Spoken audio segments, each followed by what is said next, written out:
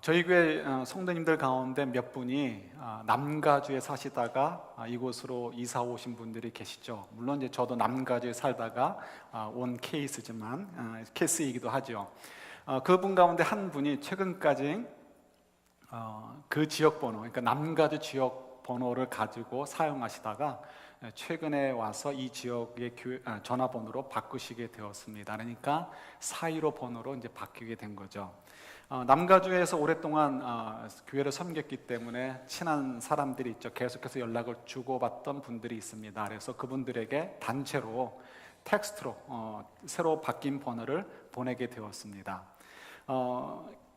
우리 성도님께서 텍스트로 보내고 나서 기대하기를 전화번호가 이렇게 바뀌었어요 라고 핑계 삼아 또 무난도 하고 하면서 전화가 여러 통이 올 것이다 라고 생각을 하고 있었습니다. 근데 이상하게도 전화가 오지가 않습니다. 왜 그럴까? 알고 봤더니 여러분, 저희들도 흔히 그렇죠. 우리가 모르는 번호, 예를 들어서 323, 저쪽 213, 남가주 번호인데 949 이런 번호가 뜨면 우리가 오토매티컬리 블락을 하거나 그냥 지워버리게 됩니다. 이유는 저희들도 받아봤지만 대부분이 다 스팸이기 때문에 그렇죠. 그러니까 우리 성도님께서 텍스트를 보낼 때 내 전화번호가 415 뭐뭐뭐로 바뀌었어라고 보냈는데 그쪽 남가주에 계신 성도분들께서 415라는 것을 딱 보고 나서는 이게 웬 415 하고선 전부 다 그냥 블락해버리거나 지워버렸다는 거예요. 그러니까 어느 누구도 이것이 나와 관련 있는 우리 권사님으로부터 온 메시지다라는 것을 생각하지 않고 전부 다 일률적으로 지워버렸기 때문에 아무 연락이 오지 않게 되었던 거죠. 다행히 이제 얼마 후에 어떻게 된 것인지 알게 돼가지고 그쪽 분들과 연결이 되어지고 이제 이렇게 그 번호를 사용하게 되셨다는 이야기를 듣습니다. 여러분, 저희들이 가만히 생각해 보면 우리가 역사 이래 어느 시대보다도 경제적으로 부유한 시대에 살고 있습니다. 그죠? 또 역사 이래 어느 시대보다도 저희들의 건강은 더 좋고요. 그만큼 또 저희들이 이 평균 수명도 길어졌습니다. 실질적으로 저희들이 하루에 사는 시간도 어떻게 보면 더 길어졌다라고 얘기할 수 있습니다. 그만큼 교통이 발달했고 통신이 발달했고 여러 가지 정보들이 있기 때문에 그렇습니다. 그럼에도 불구하고 저희들이 이상하게도 언제나 쫓기고 어떻게 보면 역사 이래 가장 쫓기고 또 가장 복잡한 시대에 살고 있지 않는가 그런 생각을 가져봅니다. 그래서 저희들이 일상을 살면서 우리가 익숙해지지 않은 일들이 발생할 땐 저희들도 모르게 긴장을 하게 되고요. 또 우리가 늘 하던 일들, 스케줄에 따라서 사는데 그 사는 것에 갑자기 끼어드는 일들이 생기게 되면 저희들도 모르게 거부하는 반응들을 갖게 됩니다. 이유가 어디 있냐고요? 다른 것이 아니고 우리가 그만큼 이 사회가 우리를 쫓기는 삶으로 자꾸 몰아가기 때문에 그렇습니다. 이런 것은 우리들의 삶에서만 나타나는 것이 아니고 다른 것에서도 나타나죠. 예를 들어서 주님께서 우리에게 1대1로 찾아오셔서 이렇게 말씀하신다고 생각해 보셔요. 누구누구야. 예를 들어서 저 같으면 용준아, 또 여러분들이면 누구누구야. 너 이번에 좀 이거는 이렇게 좀 해볼래? 너 오늘 하루 동안에 이것 좀 한번 해볼래? 너 올 한 해 동안에 이것 좀 한번 해볼래? 라고 말씀하신다면 여러분들은 어떻게 반응하시겠습니까? 여러분들 생각할 때는 주님께서 하신 말씀인데 제가 어떻게 순종하지 않을 수 있겠습니까? 아멘, 제가 받습니다라고 대답하실 거라 생각하실지 모르겠어요. 그러나 사실은 우리가 그렇지 않습니다. 우리 대부분의 경우, 대부분이 아니고 거의 모든 경우에 있어서 우리는 주님, 그만이요. 지금도 너무 부담스럽습니다. 지금도 너무 바쁩니다. 그런데 뭘 또 저희들에게 더 요구하십니까? 주님, 여기까지만 더 이상은 우리에게 요구하지 마십시오라고 반응하는 것이 저희들이죠. 왜 그런지 우리가 좀 나중에 좀 더 분명하게 살펴보도록 하겠습니다. 그렇다면 주님께서 왜 우리에게 자꾸 그런 부담을 주실까요? 주님께서는 계속해서 우리에게 더 말씀을 주시고 또 말씀을 주시고 우리에게 요구를 하십니다. 주님, 지금도 스트레스를 충분히 받는데 뭐 여기다 더 우리에게 요구를 하십니까? 우리 이런 질문을 갖는데 그 이유가 무엇일까 생각해 보자는 거죠. 여러분, 전화번호를 전달하는 이유는 무엇 때문에 그렇죠? 사랑 때문에 그렇습니다. 사랑이 없으면 그 사람에게 전화번호를 줄 필요가 없습니다. 사랑 때문에, 그 사랑의 관계를 지키고 싶어서 전화번호를 주는 거죠. 주님께서 우리에게 자꾸 말씀을 주시고 교훈을 주시고 요구를 주실까요? 이유는 우리를 사랑하시기 때문이라는 것입니다. 오늘 이 출애굽기 20장을 통해서 우리가 묵상하고 싶은 것은 바로 이 하나님의 사랑 때문에 하나님께서 우리들에게 이런 말씀을 주신다는 것을 좀 생각해 보고요. 그래서 우리가 어떻게 반응해야 될 것인가를 좀 묵상하고 하려고 합니다. 여러분, 출애굽기 20장은 굉장히 중요한 본문이죠. 십계명이 이렇게 담겨져 있는 본문이고 또 이 십계명이라는 것은 얼마나 중요한지 저희들이 잘 알기 때문에 그렇습니다. 출애굽기 20장부터 끝나는 40장까지 나머지 이 21장은 기간적으로 약 10개월 동안에 벌어진 일들입니다. 이 10개월 동안에 하나님께서 십계명을 비롯해서 많은 말씀들을 막 쏟아 부어 주셨습니다. 그래서 그 쏟아 부어 주신 말씀들을 통해서 이스라엘 백성들이 하나님의 백성으로서 어떻게 살아야 될지, 아브라함이 약속해 주셨던 대로 복의 근원으로 사는 사람들은 어떻게 살아야 될지를 가르쳐 주시고 훈련시킨 내용들이 담겨져 있습니다. 그래서 출애굽기를 보실 때는 출애굽했다라는 데 포인트가 있는 것이 아니고 하나님께서 왜 출애굽하셨고 출애굽하신 후에 하나님께서 그들에게 기대하시는 것이 무엇인가, 그래서 하나님께서 무슨 일들을 진행하고 계셨는가를 주목하는 것이 중요합니다. 그래서 저희들 그걸 잘 보실 수 있어야죠. 그래서 출애굽기 20장에서부터 40장은 그런 내용들을 가지고 있습니다. 그 중에 핵심이 출애굽기 20장이라고 얘기할 수 있죠. 출애굽기 20장에는 십계명이 담겨져 있습니다. 십계명은 모든 율법의 핵심이다라고 얘기할 수 있죠. 예수님께서도 말씀하셨던 가장 큰 두 계명을 담고 있는 것이 또 십계명의 말씀이기도 합니다. 그런데 이 십계명 저희들이 잘 알고 있죠. 그런데 이 십계명을 지키는 사람은 사실은 쉬운 것이 아닙니다. 그래서 오늘 20장에서 우리가 볼 수 있는 것은 십계명을 지키는 사람은 생명이 있는 사람이다라고 우리가 얘기를 할 수 있습니다. 왜 그럴까요? 하나님을 아는 사람이 하나님을 사랑할 수가 있고요, 하나님을 사랑하는 사람이 하나님의 계명을 지킬 수가 있습니다. 하나님을 계명을 지킬 수 있는 사람이 하나님의 기준으로, 우리 기준이 아니고 주님의 기준으로 이웃들을 사랑할 수가 있는 거죠. 여기서 이웃이라는 것은 우리 가정 밖에 있는 혹은 우리 교회 밖에 있는 사람이 아니고요, 나를 포함해서 내 배우자, 내 자녀들, 내 부모님들을 물론 포함하고 모든 사람들을 다 포함하는 것, 원수까지도 포함하는 것을 이야기합니다. 이것은 결국 우리가 하나님을 사랑할 때 가능하게 된 거죠. 그래서 우리 오늘은 이제 성경을 여러 군데 찾을 곳이 있는데 다 생략하고 요한복음 14장만 좀 찾아보려고 합니다. 그래서 지금 요한복음 14장 먼저 20절과 21절을 보시는데 이거 읽고 나서 덮지 마셔요. 또 나중에 가서 돌아가서 찾아볼 테니까. 요한복음 14장 20절부터 21절 찾는 동안 제가 오늘 그 출애굽기 20장 6절 말씀을 읽어드릴게요. 나를 사랑하고 내 계명을 지키는 자에게는 천대까지 은혜를 베푸느니라. 그러니까 나를 사랑하고 내 계명을 지키는 자, 결국 나를 사랑하는 자는 계명을 지키는 자다, 이렇게 말씀하고 계시죠. 이걸 좀 더 확증해 주시는 말씀 우리 한번 같이 읽어볼까요? 20절 21절입니다. 그날에는 내가 아버지 안에, 너희가 내 안에, 내가 너희 안에 있는 것을 너희가 알리라. 나의 계명을 지키는 자라야 나를 사랑하는 자니 나를 사랑하는 자는 내 아버지께 사랑을 받을 것이요 나도 그를 사랑하여 그에게 나를 나타내리라.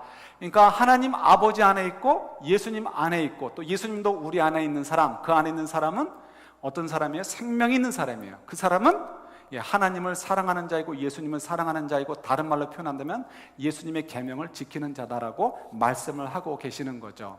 그래서 이 십계명을 지키는 자, 십계명을 가지고 있는 자, 말씀을 알고 이해해서 지키는 자는 생명이 있는 자다라고 얘기를 할 수가 있습니다. 이거 조금 더 설명을 드리면 우리 마태복음 22장에 있는 말씀을 가지고 좀 설명을 드리도록 할게요. 너무 이렇게 본문이 많이 있기 때문에 읽지는 않겠습니다. 마태복음 22장에는 여러 가지 비유들이 나옵니다. 그래서 이야기들이 나오는데 뭐 비유도 나오고 그다음에 여러 가지 사건들이 나옵니다. 그 사건들은 근데 결국은 어느 한 포커스에 맞춰져 있는 것을 저희들이 보게 됩니다. 그래서 제가 나눠드린 거 한번 보실래요? 나눠드린 거 보면 22장 14절, 마태복음 22장 14절의 한 부분을 적어 놓았습니다. 한번 같이 읽어볼까요? 청함을 받은 자는 많되 택함을 입은 자는 적으니라. 이 말씀은 어느 임금이 잔치를 배설한 이야기 속에 나오는 이야기입니다. 왕이 잔치를 배설했을 때 사람들이 초청을 받았지만 많은 사람들이 그 초청을 무시를 했습니다. 그리고 나서 임금이 화가 나서 그래서 길거리에 있는 사람들을 강제로 초청에다가 잔치에 참여하게 되죠. 우리가 사실 이 본문을 읽으면 좀 의아한 부분이 있습니다.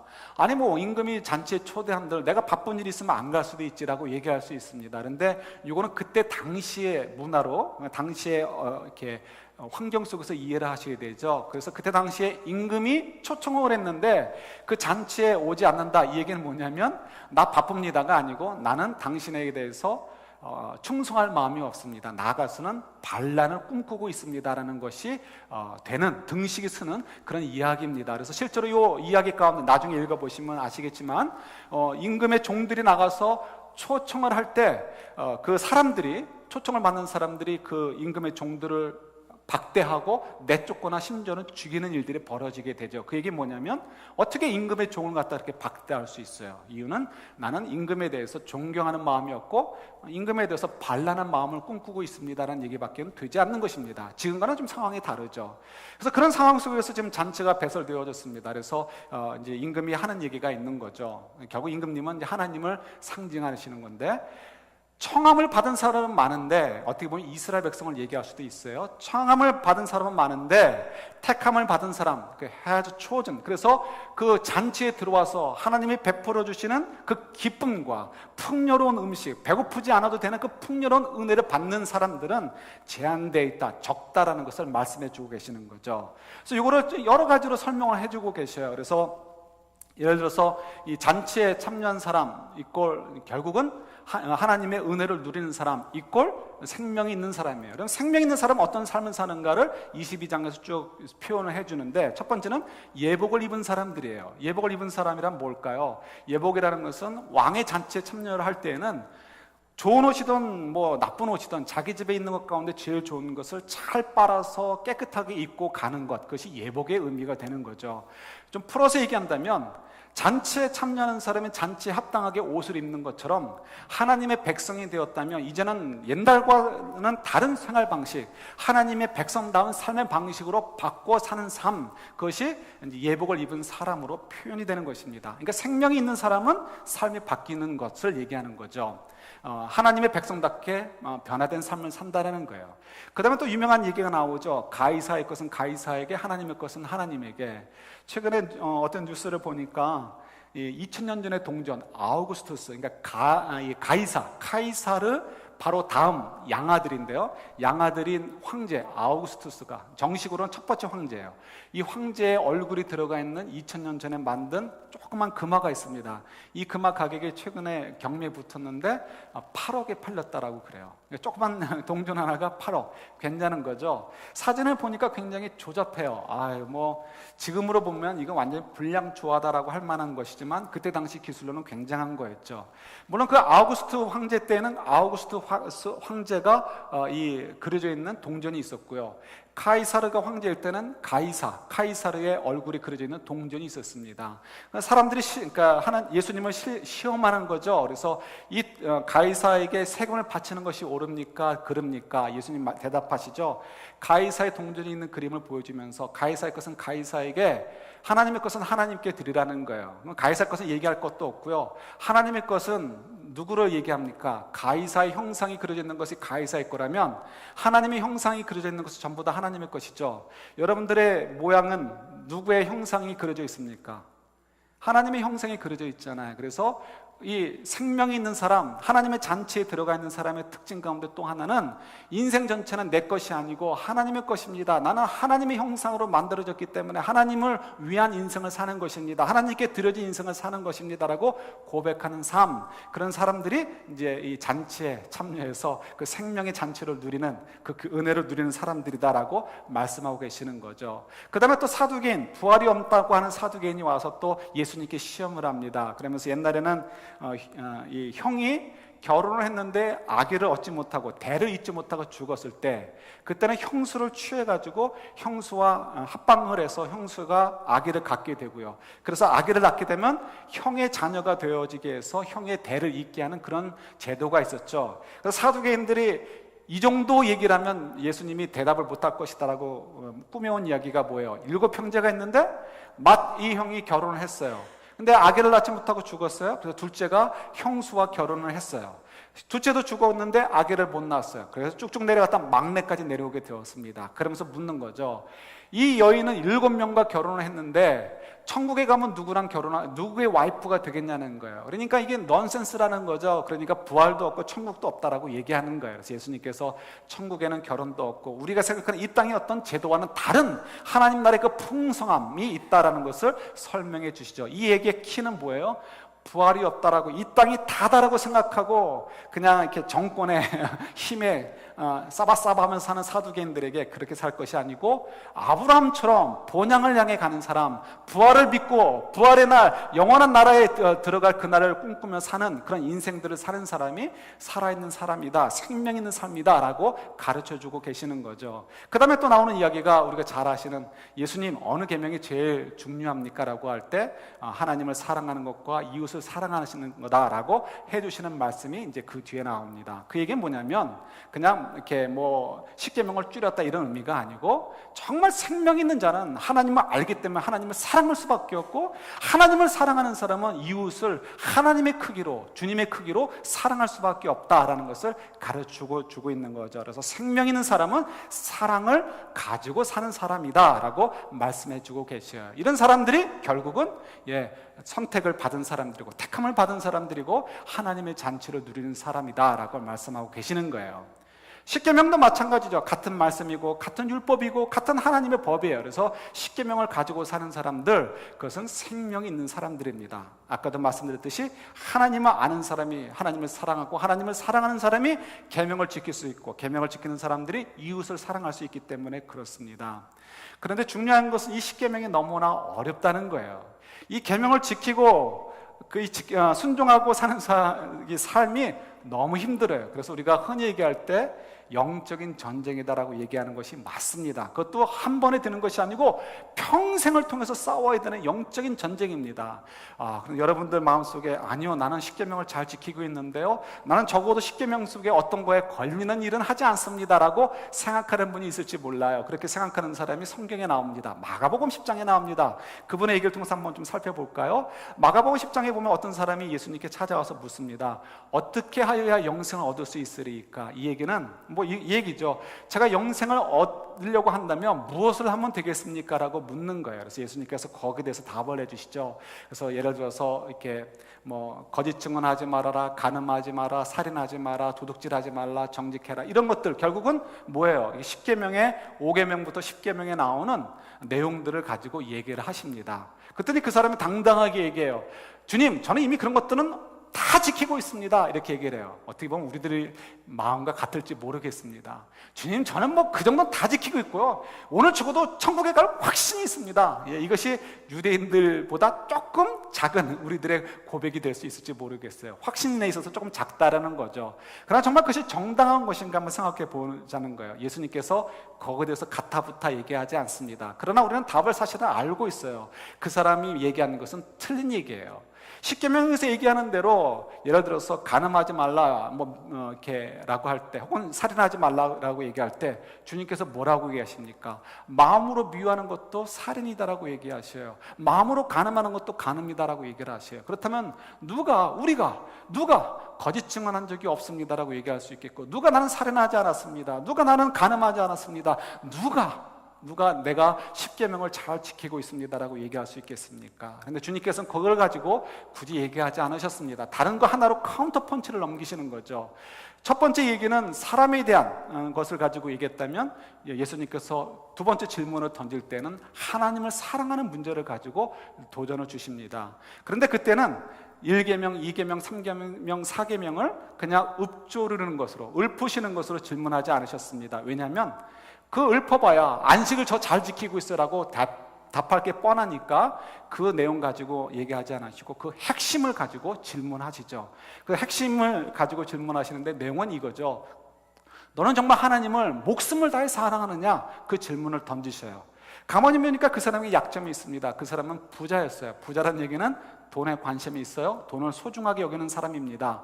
소중하게 여기는 것은 뭐 저희들이 절약한다, 저금한다 이런 차원이 아니고 인생을 거기다 거는 사람을 얘기하죠. 주님이 말씀하십니다. 네가 가진 거 다 팔아서 이웃에게 나눠주고, 이건 구제하라는 의미가 아니고 지금 바로 조금 전에 말씀드렸던 너는 정말 누구를 사랑하느냐 그 문제를 지금 터치하고 계시는 거예요. 그리고 나를 따라오라라고 말씀을 하십니다. 그랬더니 이 사람이 근심하며 돌아갔습니다. 왜요? 가진 것이 많기 때문에. 지금 이 사람의 마음에는 하나님을 의지하기보다는 내 돈의 위력, 그 돈이 할 수 있는 능력들을 의지하고 있고요. 하나님의 말씀을 순종하기보다는 돈을 가지고 사는 것이 더 유익하다라는 판단 때문에 하나님의 말씀에 순종하지 않았던 것을 저희들이 볼 수 있게 되는 거예요. 누가 이 사람과 다르다라고 얘기할 수 있겠습니까? 저희들 다 똑같죠. 어떤 면에서는 우리가 별로 가진 것이 없는 사람들은 네 주님 제가 다 팔고 주님 따라갈 수 있어요 라고 얘기할 수 있을지 모르겠습니다. 근데 어떤 사람들에게는 자녀가 너무 소중해요. 요즘 특히 이제 젊은 가정들에게서는 자녀가 우상화되는데 자녀가 제일 소중할 수 있어요. 하나님도 뒤에요. 어떤 사람들에게는 건강이 될 수 있습니다. 어떤 사람들에게는 자존심이 될 수 있습니다. 어떤 사람들에게는 뭐가 될 수 있을지 모르겠지만 다양하게 다 달라요. 그리고 사람마다 하나만 가지고 있는 것이 아니고 이것도 있고 저것도 있을 수 있습니다. 중요한 것은 어느 누구도 이 십계명이 정말 가볍게 느껴지는 사람이 없고요. 이 십계명을 지키는 것 자체가 너무나 무거운 짐이다라는 것을 우리가 고백하지 않을 수 없다라는 것이죠. 그렇다면 왜 하나님께서 이렇게 정말 딱딱한 음식이라고 할 수 있는 이 무거운 짐을 왜 우리에게 주실까요? 가뜩이나 우리가 신앙생활하기 스트레스도 받고 이 땅에 사는 것도 힘든데 왜 하나님께서 자꾸 우리에게 이런 말씀대로 쏟아 부어 주실까요? 이스라엘 백성들에게만이 아니고 저희들에게도 쏟아 부어 주시는 거죠. 그래서 사람들 가운데 어느 누가 십계명을 알고 싶어 합니까? 저희들도 가능하면 무시하려고 하죠. 해필 우리 핑계대는 거 있죠? 찬송가 앞에 붙어 있어가지고 우리가 안 보게 하셨을까? 속으로 좋다 이렇게 생각할지 모르겠습니다. 많은 사람들이, 대부분의 사람들은 십계명을 무시하고 싶어요. 왜냐하면 그것을 따라 지키며 사는 것이 너무나 힘들어서 그렇습니다. 그런데 그렇게 정말 살아도 될까요? 아닌 거죠. 우리가 하나님께서 자꾸 우리에게 주시는 도전과 말씀들이 부담스럽습니다. 우리에게 요구하시는 것들이 늘어날수록 괴롭습니다. 늘어나는 것도 괴로운데 수준은 점점 올라가요. 점점 올라가서 정말 나는 내 앞에 있는 남편과 아내도 용서하기 힘든데 주님께서는 원수까지도 용서해 주라고 얘기하십니다. 이건 너무 힘들어요. 너무 힘듭니다. 그래서 정말 하나님께서 왜 우리에게 이렇게 자꾸 말씀으로 도전해 주시는지 우리가 의아한 생각을 갖게 되는 거죠. 그러나 우리가 결론적으로 얘기한다면 하나님께서 우리에게 십계명을 비롯해서 많은 말씀들을, 또 수준 높은 말씀들을 계속해서 우리에게 쏟아 부어 주시는 이유는 다른 데 있지 않고요, 우리를 사랑하시기 때문이라는 거예요. 하나님께서 우리를 사랑하시는데 왜 우리 스트레스 받는 말씀들을 자꾸 주실까요? 한번 예를 들어볼까요? 우리 원수 얘기를 했습니다. 원수를 갚는 사람과 원수를 용서해 주는 사람이 있어요. 누가 더 이 땅에서 성공할까요? 우리 옛말에 때린 사람은 발 뻗고 못 자도 맞은 사람은 발 뻗고 잔다라는 말이 있는데 그건 제 생각엔 틀린 말 같아요. 요즘 사람들 너무 영악해가지고 너무 스스로 자기 합리화를 잘해요. 도덕률이 더 떨어져가지고 마음이 더 그냥 뭉그러진 거죠. 그러니까 그런 경우도 있지만 대부분의 경우는 악한 사람이 더 이 땅에서 성공할 수밖에 없습니다. 99% 성공합니다. 속이는 사람이 성공할까요? 정직한 사람이 성공할까요? 거의 99% 이상 속이는 사람이 성공합니다. 이 땅에서는. 그죠? 그런데 왜 주님께서는 우리에게 정직하라고 얘기하시고 우리에게 원수까지도 용서해 주라고 하실까요? 만약에 이 땅에서의 삶이 끝이라면 우리가 주님의 말씀에 귀 기울일 필요가 없습니다. 주님의 말씀대로 살면 우리는 실패할 수밖에 없어요. 그러나 주님께서 우리에게 그렇게 말씀하시는 이유는 이 땅에서 삶이 끝이 아니고 영생이 기다려 있기 때문에, 천국이 있고 하나님의 심판이 있기 때문에 그런 거죠. 그래서 우리가 존경하는 슈바이처 박사가 아프리카에 가셨던 그분이 얘기했잖아요. 예수님이 십자가에 달리신 것은 자기가 얘기하고 가르쳤던 것이 아니다라는 것을, 실패했다는 것을 깨달아서 죽음으로 대신하려고 했다, 이렇게 표현을 하죠. 그러나 그것은 그분의 관점인 거고, 이 땅에서 삶이 다가 아니고 부활이 있고 영생이 있다는 것을 알기 때문에 저희들은 예수님이 실패하신 것이 아니고 성공하셨다라고 우리가 얘기할 수 있죠. 예수님이 실제로 부활하셨고 지금은 하나님의 영광 가운데 그 우편에 앉아서 온 우주를 통치하고 계셔요. 그 예수님을 향해서 우리가 감히 실패하신 분이다라고 얘기할 수 있겠어요? 예수님께서 그런 삶을 우리 보러 살라라고 하는 거예요. 예수님처럼 자기 십자가를 지고 예수님처럼 하나님 주신 사명을 따라 이 땅에서 썩어져가는 소금이 되고 좀 제발 좀 녹아져가는 촛불이 되라는 것입니다. 그래서 그걸 통해서 어떻게 우리가 예수님처럼 부활의 영광을 누리게 될 것이고 하나님의 영광을 상속받을 자가 될 것이기 때문에, 그래서 한마디로 하나님께서는 우리들을 사랑하시기 때문에 예수님처럼 그 승리의 길을 가도록 하시기 위해서 십계명도 주시고 말씀을 주시는 이유가 거기 있다는 거예요. 그래서 이 출애굽기 20장에서도 십계명을 주시면서 끝나는 것이 아니고 그 중간과 끝부분에 왜 이 십계명을 주시는지 그 마음을 표현하고 있는 것을 보게 됩니다. 그래서 두 가지로 이렇게 정리할 수 있는데, 하나는 하나님이 왜 주시느냐, 그 이유는 둘 다 마찬가지예요. 사랑하기 때문인데, 그 사랑하는 것을 어떻게 표현하냐면 첫 번째는 질투하시는 하나님이다라는 것을 통해서 그 사랑의 크기를 알려주고 싶어 하셔요. 질투한다는 것은 단지 시기하고 미워하는 것이 아니라고 말씀을 드렸죠. 이 사랑의 관계를 지키려고 할 때, 아주 민감하게 꼭 지키려고 할 때 질투가 발동하는 거죠. 그래서 하나님께서 우리와의 그 사랑의 관계를 얼마나 지키고 싶으시는가, 이걸 표현할 때 질투하시는 하나님이다라고 표현한다라고 우리가 알고 있습니다. 그래서 그 질투하는 마음이 얼마나 큰지, 그 사랑을 지키고 싶은 마음이 얼마나 큰지를 얘기하죠. 이것도 어제 저녁인가 설교 준비하다가 우연히 본 기사인데, 한국의 유명한 아나운서가 남편과 이혼하게 된 거 여러분 아시죠? 남편이 바람을 폈대요. 근데 바람을 펴서 이제 이혼을 하게 되는데, 소송에 들어갔는데 이렇게 남편이 써준 각서가 있대요. 뭘 각서가 썼냐면 처음 바람 핀 게 아닌가 봐요. 그래서 내가 이제 바람을 피면 얼마를 보상해 준다. 그래가지고 그게 몇억 얼마, 몇천만 원 이렇게 된대요. 그래서 법원에서 그걸 이제 낸 거죠. 이거를 보상 받도록 해달라 해서 이제 아마 고소가 들어간 것 같아요.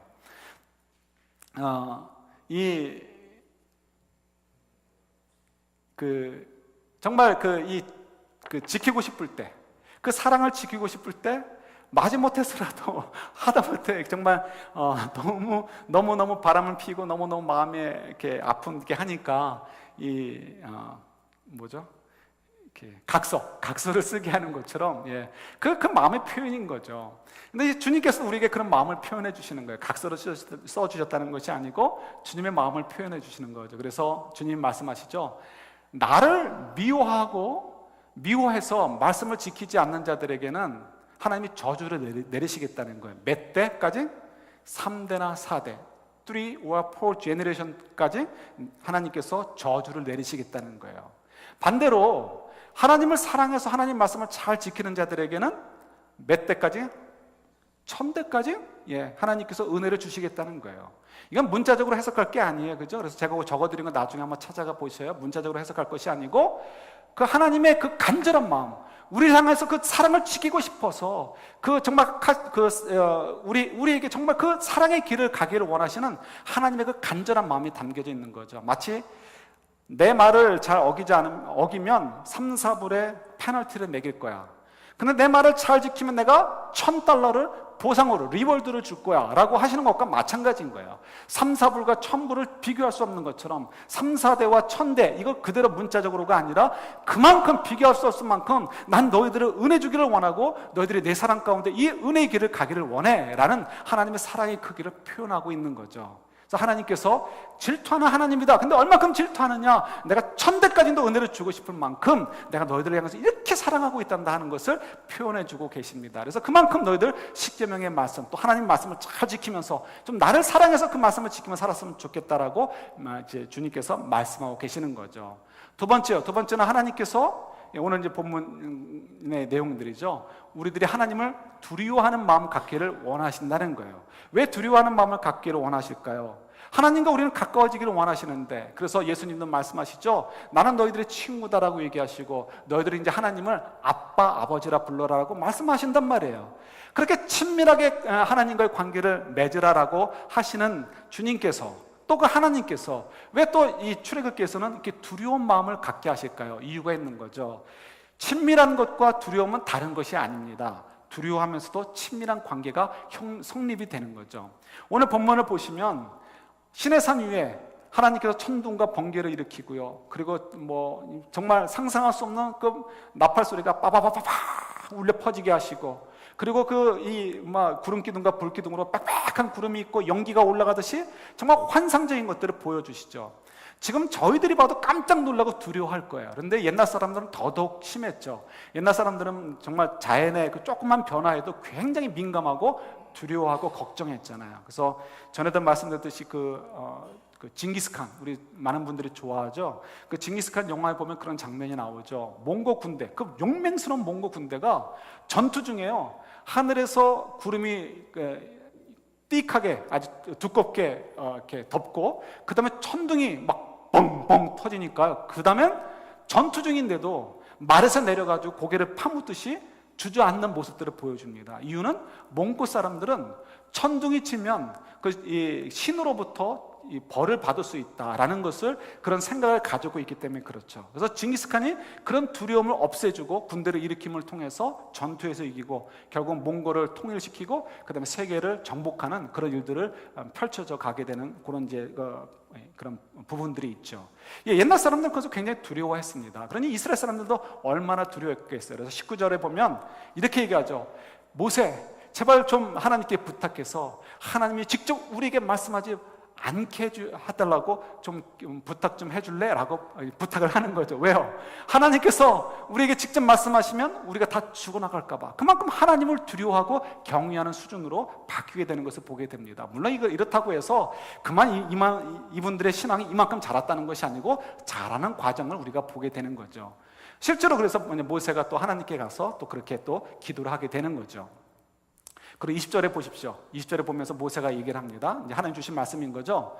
왜 하나님께서 이런 광경들을 이스라엘 백성들이 보게 하셔서 왜 두렵게 했냐는 거예요. 두렵게 한 이유는 하나님을 두려워함을 통해서 경외하여서, 그래서 하나님 말씀을 지키게 되고, 그래서 하나님 앞에서 범죄하지 않도록 하기 위해서 하나님을 경외하도록 이렇게 두려운 일들을 보여주셨다는 거예요. 그 얘기는 뭐예요? 하나님께서 이스라엘 백성들을 사랑하시기 때문에 두려운 마음을 주셨고, 두려운 마음을 가질 때 하나님 계명을 더 잘 지킬 수 있기 때문에 하나님께서 이렇게 경외하는 마음을 갖도록 하셨다라는 것을 말씀해 주고 계셔요.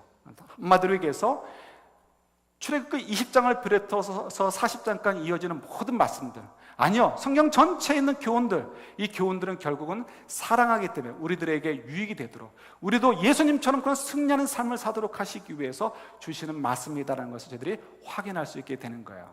근데 우리가 핑계대고 싶은 것이 있습니다. 하나님, 제가 몰랐어요. 하나님 앞에 갔을 때 그렇게 얘기하고 싶어요.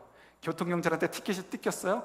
제가 여기 스탑해야 되는지 몰랐습니다. 여기서 35마일 존인지 몰랐습니다라고 일단 우리가 항변하는 것처럼 주님 앞에 가서도 내가 마침 그거는 몰랐습니다라고 얘기하고 싶을지 모르겠어요. 그래서 주님께서 미리 아시고 우리에게 그런 핑계대지 못하도록 주신 말씀이 있어요. 우리 아까 찾았던 요한복음 14장 말씀이 있죠? 요한복음 14장 26절부터 27절까지 말씀 한번 보세요. 요한복음 14장 26절부터 27절까지 말씀 같이 봤습니다. 보혜사 곧 아버지께서 내 이름으로 보내실 성령, 그가 너희에게 모든 것을 가르치고 내가 너희에게 말한 모든 것을 생각나게 하리라. 평안을 너희에게 끼치노니 곧 나의 평안을 너희에게 주노라. 내가 너희에게 주는 것은 세상이 주는 것과 같이 아니하니라. 마음에 근심하지도 말고 두려워하지도 말라. 아멘. 예수님께서 요한복음 14장에 이런 말씀들을 하시죠. 이렇게 여러 중요한 말씀들을 하시고 그 중에 또 보혜사 성령님을 보내주신다는 말씀을 주십니다. 근데 그 성령님이 오시면 뭘 해주신다고요? 모든 것을 가르쳐 주신대요. 그리고는 혹시라도 우리가 깜빡했는데요 라고 핑계대지 못하도록 또 모든 것을 생각나게 하신다는 거예요. 그죠? 이러면 우리가 참 불편해요. 성령님이 왜 우리 안에 거하실까, 그죠? 그래서 문제는 우리가 이 성령님의 음성에 귀 기울이지 않는 데 있는 것입니다. 우리가 몰라서는 거가 아니고 우리 성령의 음성에 귀를 기울이지 않기 때문에 그래요. 왜 그럴까요? 성령께서 가르쳐 주시고 들려주시는 음성, 이건 뭐 환청을 듣는다는 것이 아니고 말씀을 통해서, 기도를 통해서, 기회를 통해서, 환경을 통해서 주시는 모든 메시지들을 다 말씀드리는 거예요.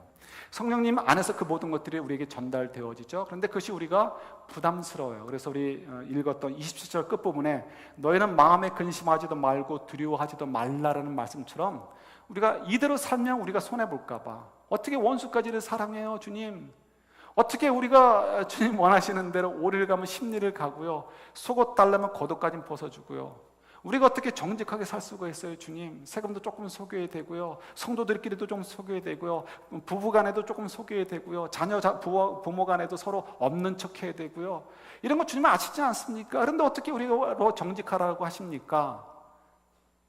이렇게 되면 우리가 살기는 게 너무 힘들잖아요. 우리는 분명히 손해보고 실패할 텐데, 이 세상 경쟁 속에서 낙오될 텐데 어떻게 이렇게 살 수 있어요 주님? 그래서 우리는 근심하고 걱정하게 되는 거죠. 그래서 우리가 안 들으려고 하는 거예요. 주님께서 말씀하시죠. 걱정하지 마. 왜요? 바로 앞부분에 있죠. 평안을 너에게 끼치노니 곧 나의 평안을 너에게 주노라. 이 평안은 에이레네, 구약으로 얘기하면 샬롬입니다. 샬롬. 이 샬롬은 저희가 아는 대로 전쟁도 없고 굶주림도 없고 고통도 없고 병도 없고, 이것이 샬롬이 아니에요. 그래서 우리가 기도할 때 제발 주님 안에서 평안해서 돈이 부족하지도 않고 건강 때문에 걱정하지도 않고 싸움도 없고 전투도 없고 이렇게 해주실 줄 믿습니다, 이렇게 기도하지 마셔요. 주님께서 일부러 다 그걸 우리에게 주시는데 왜? 우리에게 유익이 되도록 하기 위해서. 그래서 이 성경에서는 샬롬 하면 그런 것이 없다는 의미가 아니에요. 그거는 우리가 한국에서 얘기할 때 안녕하세요라고 얘기하는 것. 그래서 유대인들끼리, 생명이 없는 유대인들끼리 샬롬 하는 것과 한국 사람들끼리 안녕하세요 하는 인사하는 것과 똑같아요.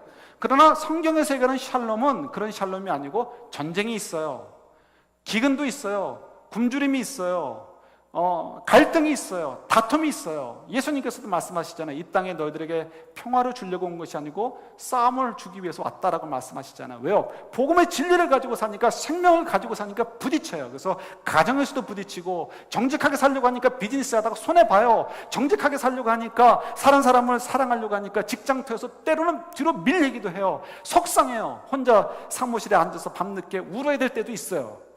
그러나 주님께서 말씀하시는 거죠. 내가 바로 그것을 주기 위해서 내가 이 땅에 왔단다. 그게 바로 샬롬이라는 거예요. 왜 샬롬일까요? 지금은 괴로워요, 지금은 고통스러워요. 그렇지만 우리가 그런 삶을, 하나님께서 우리 안에 거하고 예수님께서도 우리 안에 거하고 우리도 주님 안에 거해서 그런 삶을 순종하며 성령께서 얘기해 주신 대로, 인도하시는 대로 순종하고 살게 되면 어떻게 된다고요? 이 땅에서는 어떻게 될지 모르지만, 이 땅에서 평가는 어떻게 될지 모르지만, 주님처럼 실패한 삶이 아니고 부활하는 삶, 주님처럼 하나님의 영광을 상속받아서 하나님 우편에서 영원토록 그 영광을 누리게 될 삶을 주신다라고 말씀하고 계시는 거예요. 그것이 샬롬이라는 것입니다. 근데 여러분, 이것이 너무 어려워요. 너무 어려워요. 목사인 저도 너무 어려워요. 그래서 주님, 솔직히 그렇게 고백을 해요. 제가 주님이 주시는 은혜가 너무 많은데 제가 너무 자꾸 잊어요. 그래서 주님 어떻게 하면 좋을지 모르겠어요. 이렇게 제 일기 같은 거 제가 메모하는 데다 이렇게 메모를 해놓은 것을 제가 얼마 전에도 봤어요. 예, 이건 너무 어려워요.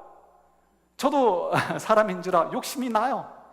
욕심이 나서 어떤 때 이로 튈까, 어떤 때 저로 튈까, 이런 마음이 생겨요. 하나님 말씀과 달리 나도 좀 유혹에서 좀 넘어가 볼까, 설마 이거 한번 넘어간다고 해서 하나님이 나 내치실까, 그러진 않지 않을 거 아닌가, 이런 생각 때문에 유혹이 종종 찾아와요. 그래도 이걸 넘기는 것, 그 근거가 어디 있습니까? 내 머릿속에, 머리 위로는 새가 날아다녀도 내 머리 위에는 네스트, 이거를, 둥지를 하지 못하도록은 해야 되잖아요. 그죠? 예. 우리가 이런 삶을 우리가 살아가는 이유, 그렇게 할 수 있는 거는 다른 거 없어요. 예수님처럼 우리도 결국은 이 땅에서 좀 십자가 때문에 고생해도 우리가 왜 구원을 받았는가를 이해하는 거예요. 우리 구원을 받은 것은 단지 하나님께서 우리로 하여금 팔레스타인 땅에 가려게 하는 데 있는 것이 아니고, 아브라함에게 약속하신 대로, 약속을 주셨다는 것은 하나님이 계획을 얘기하는 거예요. 하나님이 계획하신 대로 지금 그 땅으로 가서 복의 근원의 삶을 살도록 하기 위하심인 거죠. 저희를 왜 구원하셨어요? 천국으로 가라고요? 네, 맞아요. 우리는 창세전부터 하나님의 택함을 받은 백성들인 거예요. 그러면 이 땅에 왜 우리가 이 땅에 존재해요? 이유는 하나님께서 왜 이 땅에 우리를 보내셨는가? 팔레스타인 땅에 가서 복의 근원의 역할을 감당하기를 원하시는 거예요. 팔레스타인 땅에서 번져져서 온 세계 속에 우리도 마찬가지인 거예요. 우리가 거기 있는 팔레스타인 땅에서 땅만 차지하고 좋다가 아니고 거기서 어떻게든지 하나님이 훈련해 주신 대로 성령님께서 가르쳐 주시고 기억나게 하시는 대로 사는 거예요. 그 삶을 통해서 어떻게 우리가 이 세상에 감동을 주고 이 세상이 정말 그리스도께로 나가와서 하나님의 복음으로 구원을 얻도록 도와주는 것, 하나님 원래 창조하셨던 창조의 질서대로 이 세상이 좀 그렇게 의와 공평과 사랑으로 돌아가도록 우리가 섬기는 것, 그 일을 위해서 우리가 이 땅에 존재하는 거죠. 그 일을 위해서 하나님께서 우리를 훈련시키고 계시는 거예요. 근데 왜 그렇다고요? 우리를 사랑하시기 때문에. 우리를 사랑하셔서 결국은 하나님 앞에서 우리가 상급받도록 예수님처럼 그 영광에 이르도록 하시기 위해서 우리에게 이런 자꾸 딱딱한 음식들을 요구하시고 주고 계시다라는 거예요. 여러분, 저희들이 하나님의 사랑을 좀 이해했으면 좋겠어요. 더 하나님의 사랑을 좀 깨달았으면 좋겠어요. 하나님의 사랑이 좀 믿어졌으면 좋겠어요. 그래서 하나님께서 우리에게 성령님을 통해 자꾸 요구하실 때 하나님 지금도 힘들어요. 더 스트레스 주지 마세요 하지 마시고 하나님이 정말 나 사랑하시나 보다. 하나님이 정말 날 사랑하셔서 나에게 이렇게 자꾸만 더 큰 것들을 요구하시고 더 고급한 것들을 요구하시는구나 좀 여러분 응답하시고요. 그래서 하나님, 네, 저도 예수님처럼 끝까지 순종하겠습니다. 죽기까지 순종하겠습니다라고 사랑의 고백 속에 순종했으면 좋겠어요. 그리고 그 속에서 주께서 우리에게 예비해 놓으신 그 열매들을 누리는 저희들, 그런 복된 삶들, 우리가 이 땅에 존재했던 흔적들이 분명하게 남는 그런 저와 여러분들이 될 수 있기를 우리 주님의 이름으로 축원합니다. 아멘.